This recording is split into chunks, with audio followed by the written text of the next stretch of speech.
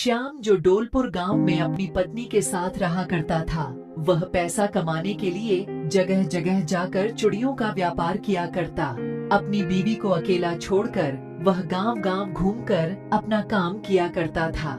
इस तरह एक दिन श्याम घर से व्यापार के लिए निकल रहा होता है तो अपनी बीवी से कहता है, अरे सुनती हो कविता, जरा मेरी टिफिन तो पैक कर दो, मैं बाहर ही कहीं बैठकर खा लूंगा।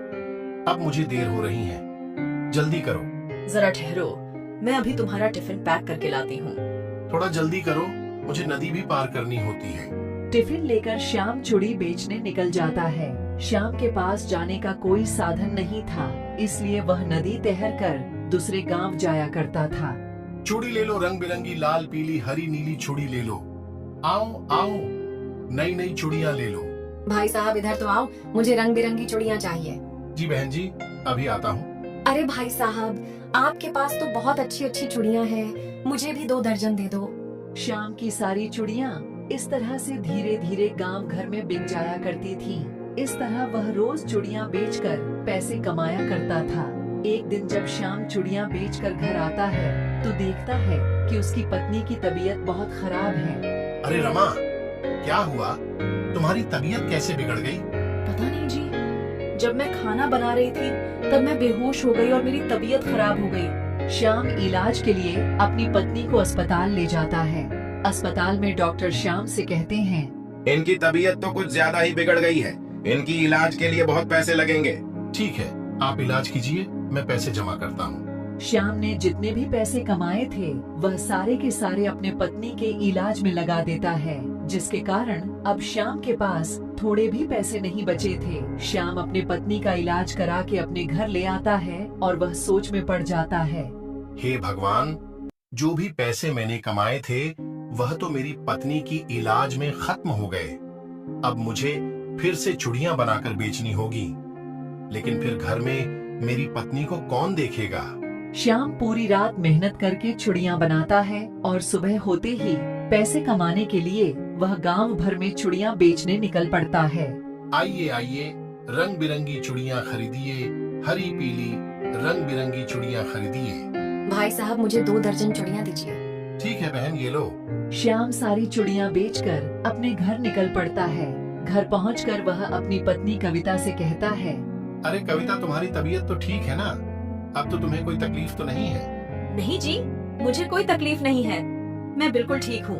अरे मैंने सुना है कि पास के गांव में मेला लगा है।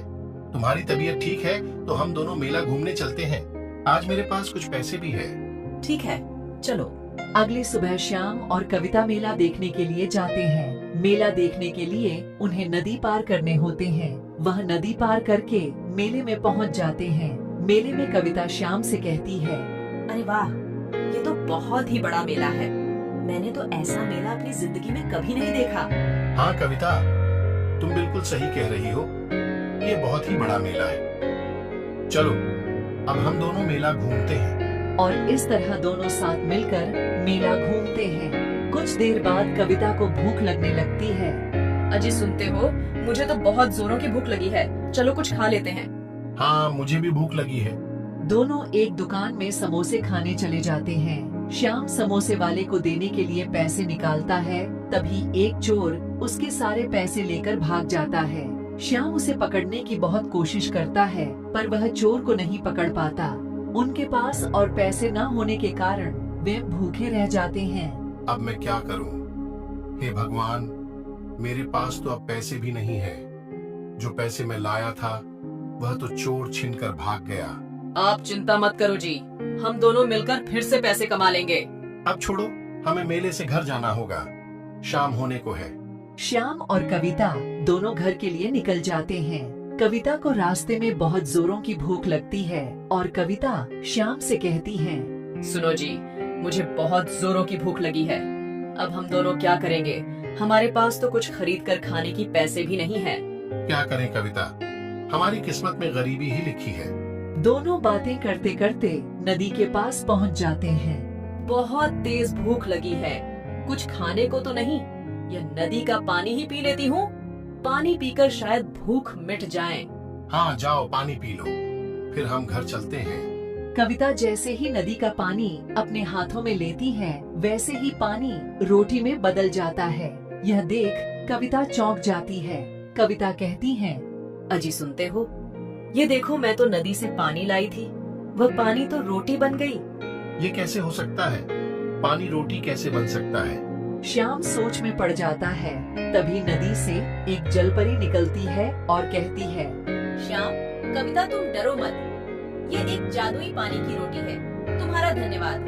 मुझे किसी ने श्राप दिया था कि मैं तब तक पानी में दबी रहूंगी जब तक कोई ईमानदार इंसान इस नदी के पानी को नहीं पीता, और आज तक मैंने इंतजार किया। आखिर वह दिन आ ही गया और मैं वापस जलपरी बन गई, और यह सब तुम्हारी वजह से ही हुआ है। इसलिए मैंने तुम्हारी भूख मिटाने के लिए तुम्हें इस पानी में से रोटी बनाकर दे दी। क्या आप सच कह रहे हो? ये एक जादुई पानी की रोटी है? हाँ, और अब तुम्हें इस जादुई पानी की रोटी से कभी भी कुछ भी मदद मिल सकती है। तुम इससे अपनी गरीबी दूर कर सकती हो। तुम इस जादुई पानी की मदद से कुछ भी मांगोगे, वो पूरी हो जाएगी। आपका बहुत बहुत धन्यवाद। हम दोनों खुश हैं कि हमें एक जादुई पानी की रोटी मिली, जिससे हम अपनी गरीबी दूर कर सकते हैं। ठीक है, अब मैं चलती हूँ। तुम दोनों अपना ख्याल रखना और कभी भी अपने मन में लालच न लाना।